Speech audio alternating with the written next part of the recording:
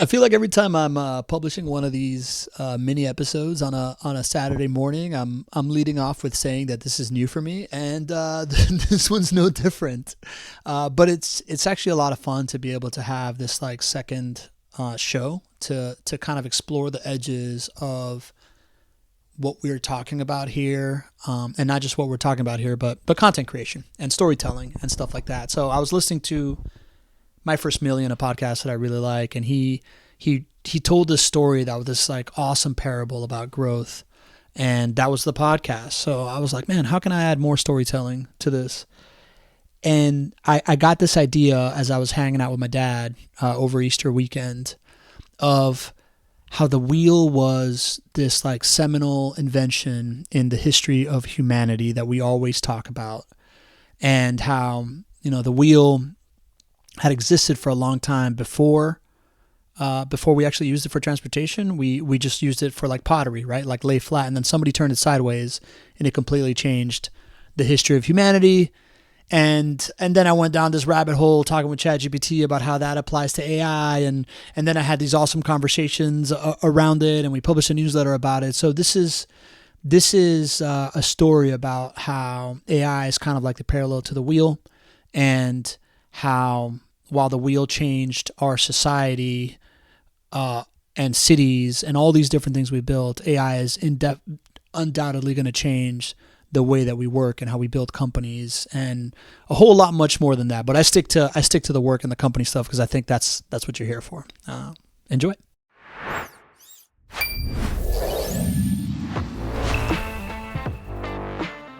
Welcome to the Property Management Frame Breakers podcast.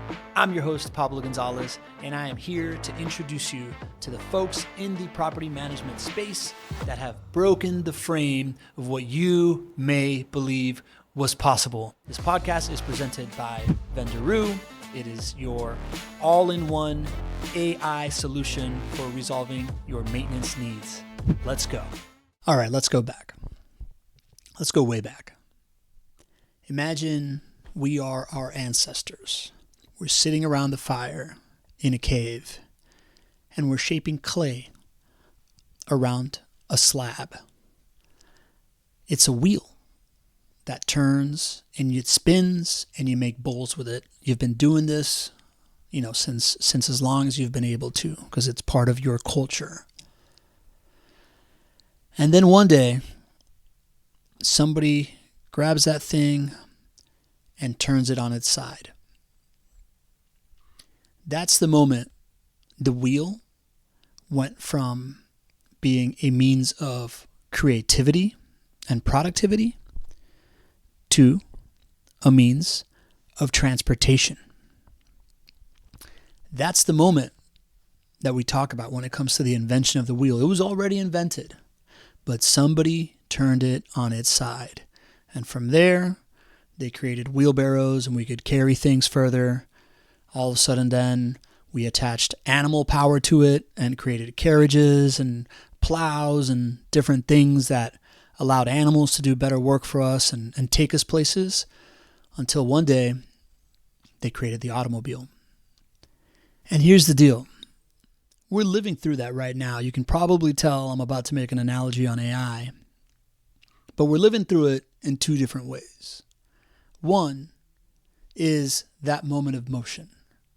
This idea of having a sideways wheel for creativity, turning it on its side, and now it creates motion, is a very germane comparison to the difference between generative AI and agentic AI. You've been using this technology to craft better emails, to help you think through some things and be creative, right? Start the thought process and generate things as you put your hands on it and shape it in the way that you want it. But once you turn it on its side, once it becomes agentic, now it can take you places. Now it becomes something that really creates a different future. And that's where the second analogy comes in. The analogy, the journey of the wheelbarrow to the carriage to the automobile, if you think about it, wheelbarrow, carriage, cool. The world pretty much looked the same in those days, right? Like the Roman Empire and Egypt, ancient Egypt, looked very much like Middle Ages Europe.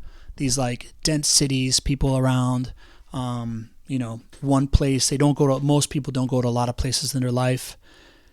And then the car comes around, and we redesigned our entire civilization around it. We redesigned our cities. We redesigned what was capable. What it has made us reimagine what we are able to do.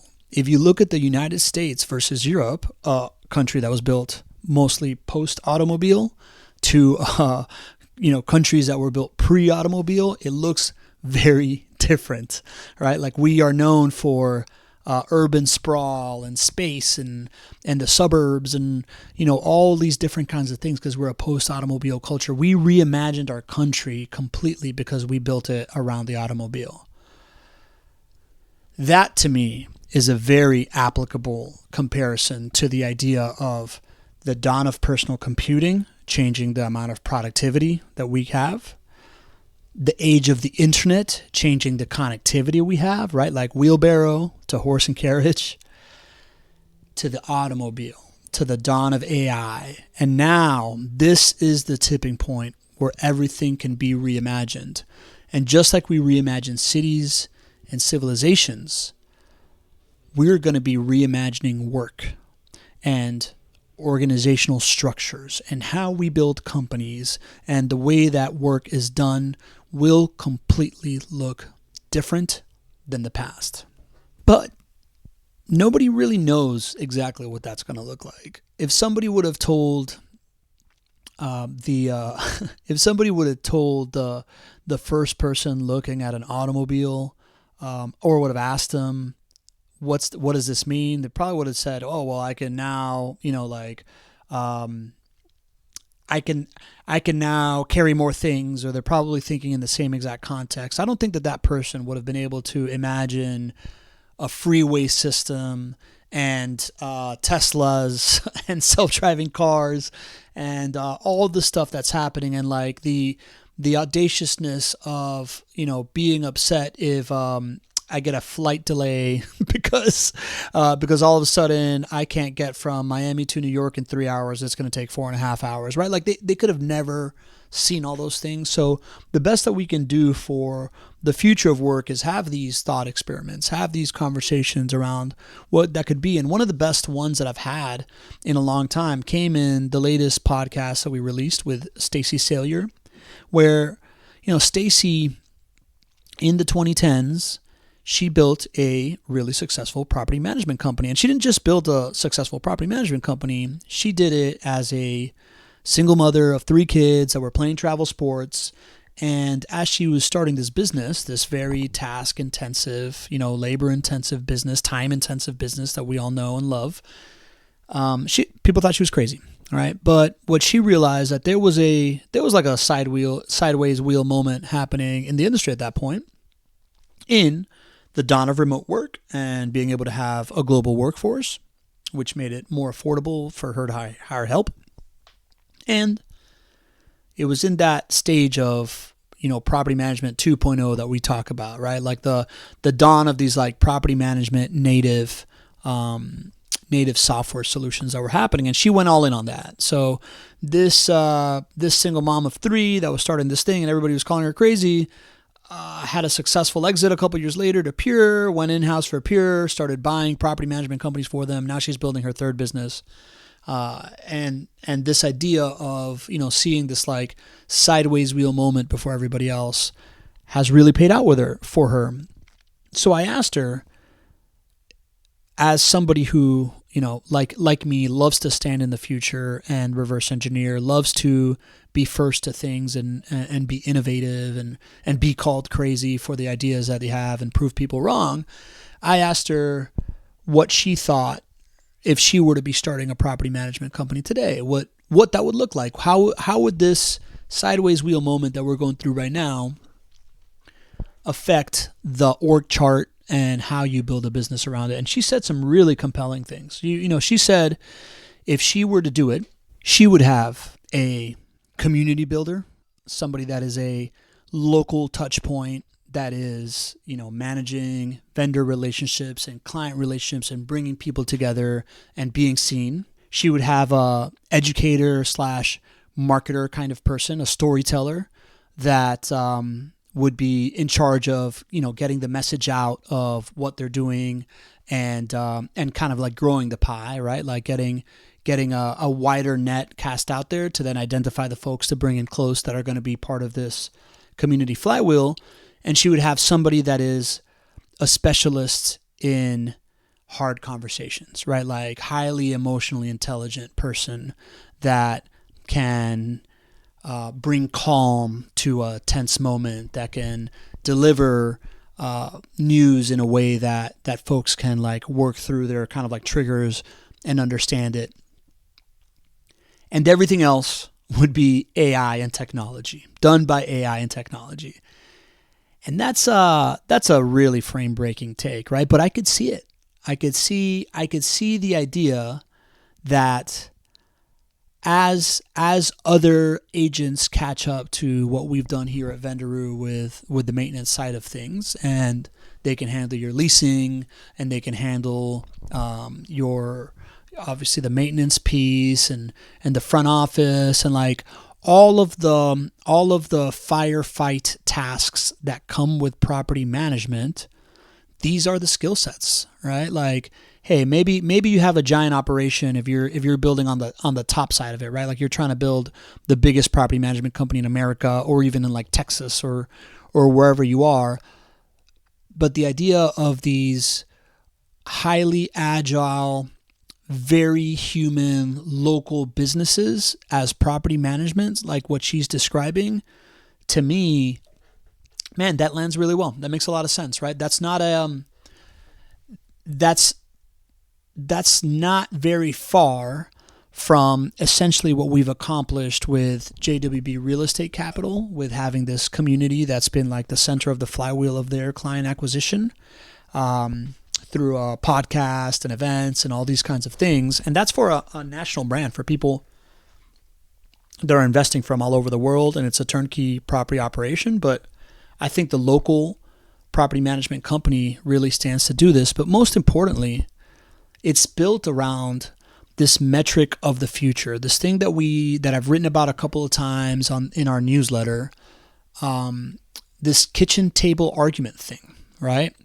The idea that rental property investors don't leave you because they think the property manager next door is going to get them like $100 extra in cash flow per month, right? Like that's just like not.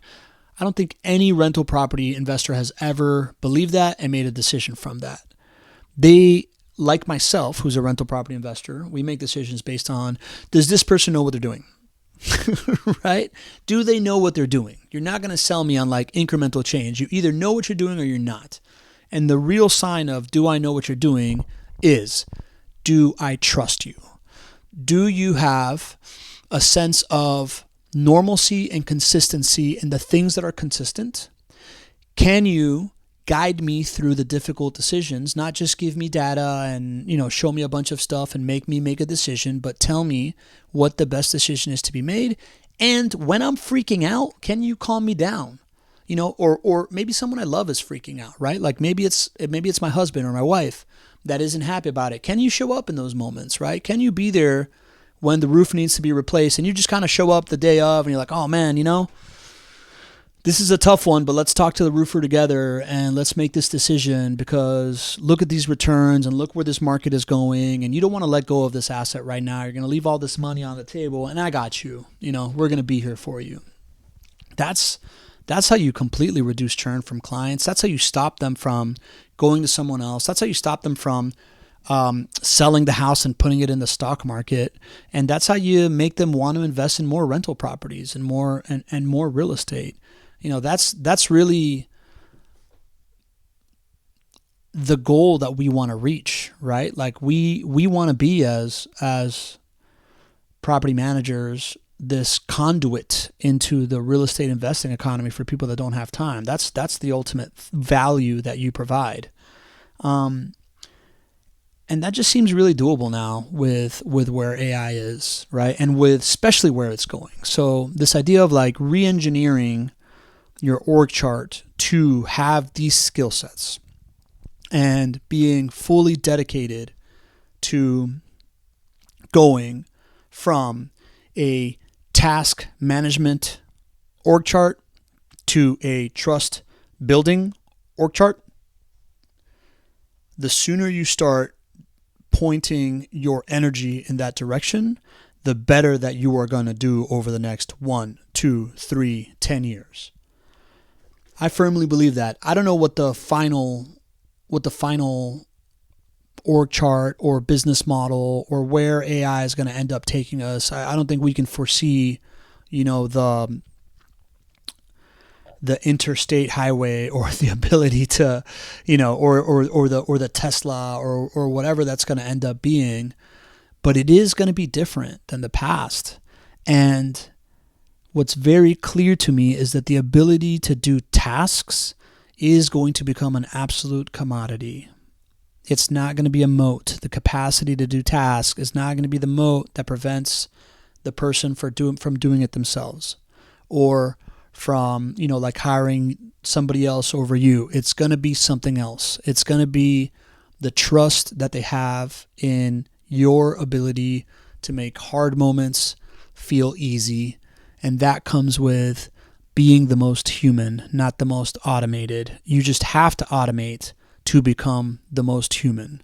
And so that you can be there with emotional intelligence, bandwidth, compassion, and time for when this type of stuff happens. So this is our moment. This is the moment that the wheel's turning sideways. This is the moment where it's going from horse and carriage to car. The difference is that it's happened way faster, and it's happening even faster every day, right? Like if you think about when we went from wheelbarrow to like domesticated animals, to automobiles, that took a really, really long time. Right now, we've seen from personal computing to internet to AI has taken, one lifetime. And right now with AI, I think the statistic is like every 6 to 7 months, AI doubles in capacity worldwide. So we're just in this like non-linear exponential curve. So the people like you who's listening to things like this and really thinking through this stuff, I really believe you're going to win. And, I'm just really excited to be kind of part of this thing and being able to have these conversations. So if you're a Vendoroo client already, I applaud you for being on this like forefront of this wave and understanding that this isn't just about where the product is now. It's about this philosophical shift, not even, structural shift to the world that needs to be explored as quickly as possible for the sake of, your business's survival and your well-being and your team and all this stuff. And if you're not yet, man, I hope that I assume you're listening to this because you're exploring around. I think right now, based on the results that we were given at NARP Broker Owner, where 76% of people tested the AI and said that it is equivalent to an A higher, and 18% said B higher, 6% said C higher, nobody said D higher. I think it's time to check it out. I think it's time to pull the trigger on this, at least with a part of your portfolio, to start seeing what you can do with your time when your headspace and labor force and everything else isn't wasted on 80 to 85% of all this like task-oriented maintenance stuff, and it's going to open up your eyes to how to think about it in other things, and keep your eyes out for the other solutions that are going to be building this stuff in the space that will allow you to build this modern-day trust-oriented org chart. And if it was up to me, you're going to have a bunch of competing requests for your time once you open it up. But listen to Stacy, right? Like having that community building mindset in your local market, and the content, education, builder and investing in how to have these tough conversations for your staff, those are the investments that will create a moat for you as the rest of the world commoditizes around this thing. Beyond that, who knows what's coming, but I'm here for it.